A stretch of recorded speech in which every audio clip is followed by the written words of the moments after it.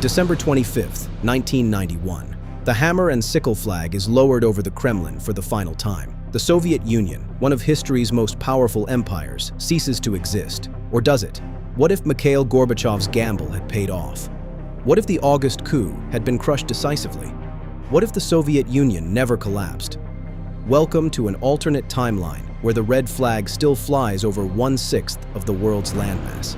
To understand how the USSR could have survived, we need to examine why it fell in the first place. By the mid-1980s, the Soviet economy was stagnating. Decades of centralized planning, military overspending, and technological lag had created a system on the verge of collapse. When Mikhail Gorbachev became General Secretary in 1985, he inherited an empire in crisis. His solution? Perestroika and glasnost, restructuring and openness. He would reform the economy, allow limited political freedom, and modernize the Soviet system. But Gorbachev walked a tightrope. Too little reform, and the USSR would continue its decline. Too much, and the entire system could unravel. In our timeline, it was too much. The reforms spiraled out of control. Nationalist movements erupted across the republics. The August 1991 coup attempt by hardliners failed, but it fatally weakened Gorbachev's authority. By December, the Soviet Union was history. But what if things had gone differently? Our timeline diverges in August 1991. In real history, the hardline coup plotters were incompetent and hesitant. They failed to arrest key opposition figures like Boris Yeltsin, who famously stood on a tank and rallied resistance. But in our alternate timeline, Gorbachev receives advance warning of the coup from KGB reformers still loyal to him. Instead of being caught off guard in Crimea, Gorbachev returns to Moscow immediately, appears on national television, and denounces the conspirators. With the military unwilling to fire on civilians and the coup collapsing within 48 hours, Gorbachev emerges stronger than ever, a leader who faced down the old guard and won. The key difference? He uses this moment not to accelerate the USSR's dissolution, but to consolidate a reformed Soviet system. He negotiates a new Union treaty in September 1991 that gives republics genuine autonomy while maintaining a federal structure. The Russian Federation, Ukraine, Belarus, and Central Asian republics agree to a Union of Sovereign Soviet States, a looser confederation, but still unified. The hardliners are purged. The reformers control the narrative. The USSR survives, but transformed. The 1990s in this timeline look radically different. Without the chaotic collapse, there's no shock therapy economics, no oligarchs seizing state assets, no voucher privatization disaster.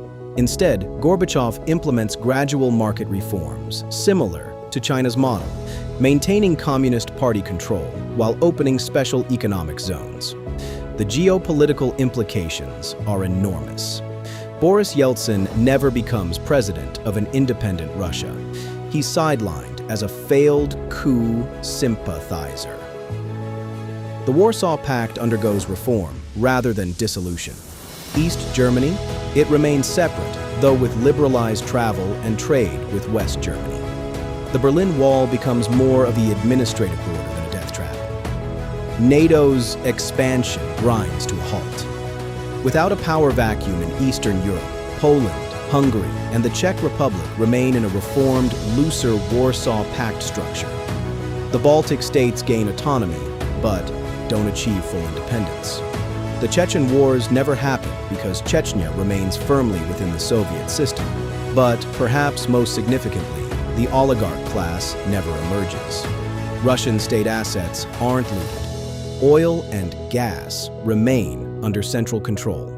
The enormous wealth inequality and corruption that plagued post-Soviet Russia simply doesn't occur in this timeline. By the year 2000, the world is still bipolar. Two superpowers in continued competition. The Cold War didn't end, it evolved.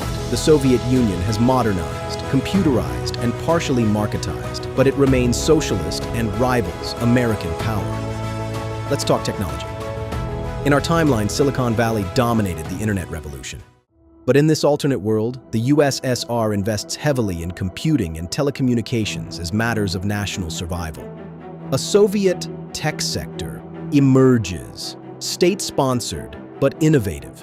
Instead of Google and Facebook, you might have Sputnik Search and Volga social network. The internet itself might be more fragmented. American networks, Soviet networks, with limited interconnection. The space race never ended. Without the budget crises of the 1990s, the Soviet space program continues to thrive. The Mir space station is expanded rather than abandoned. A joint Soviet-Chinese space station orbits Earth by 2015. The rivalry with NASA intensifies, potentially accelerating Mars colonization plans. Economically, the world is divided into two major trading blocs. The Soviet Common Market, including Russia, Ukraine, Central Asia, and aligned states, competes with the Western economic order. China might align more closely with the USSR rather than integrating deeply with global capitalism. The 2008 financial crisis might hit the capitalist West harder, while the Soviet bloc, with its controlled economy, weathers the storm differently. Energy politics are transformed. The Soviet Union controls massive oil and gas reserves and uses them strategically. OPEC exists, but shares power with Soviet energy policy. The European Union is smaller and more cautious, always aware of Soviet influence through energy dependence. And what about military matters? The arms race never truly ended. Nuclear arsenals remain massive. Proxy conflicts continue in the Middle East, Africa, and Latin America. The Afghanistan war might have ended differently. Perhaps negotiated settlement rather than Soviet withdrawal. The war on terror looks completely different without the power vacuum in Central Asia that gave rise to groups like Al-Qaeda in our timeline. So, what does the world look like today in 2026 in this timeline? First, politically, the Soviet Union has evolved into something between the old USSR and modern China. Authoritarian but economically pragmatic, technologically advanced but politically restricted. Putin never rises to power because the KGB never transforms into the FSB power base he used. Instead, a succession of reformist communist leaders have gradually modernized the system. The United States remains more militarized, more focused on the Soviet threat. Defense spending never decreased after the Cold War ended because it never ended. American politics might be less polarized internally because external threats create unity. But civil liberties could be more restricted in the name of security. Ukraine never experiences the Orange Revolution or Euromaidan because it's still part of the Soviet Federation. There's no war in Donbass, no annexation of Crimea, because these are internal Soviet matters, not international conflicts. Social media and the internet are vastly different, balkanized, surveilled, and politicized to an even greater degree. The information war between Soviet and Western networks is constant. Climate change policy might actually be more advanced. With two superpowers competing for legitimacy, environmental achievements become a propaganda victory. Both sides might have moved faster on renewable energy and emissions reductions to prove their system superior. And culturally, Soviet soft power never collapsed. Russian remains a dominant global language. Soviet cinema, music, and literature continue to influence global culture alongside American exports. Of course, this is just one possible alternate timeline. History is shaped by countless decisions, accidents, and personalities. The Soviet Union's survival was far from inevitable, but it wasn't impossible either. A few different choices in 1991 could have extended one of history's most powerful empires into our present day, changing everything about the world we live in. What do you think? Would a world with the USSR be better or worse? What other consequences would ripple from this change? Let us know in the comments. And if you enjoyed this alternate history scenario, subscribe for more explorations of the roads not taken. Thanks for watching.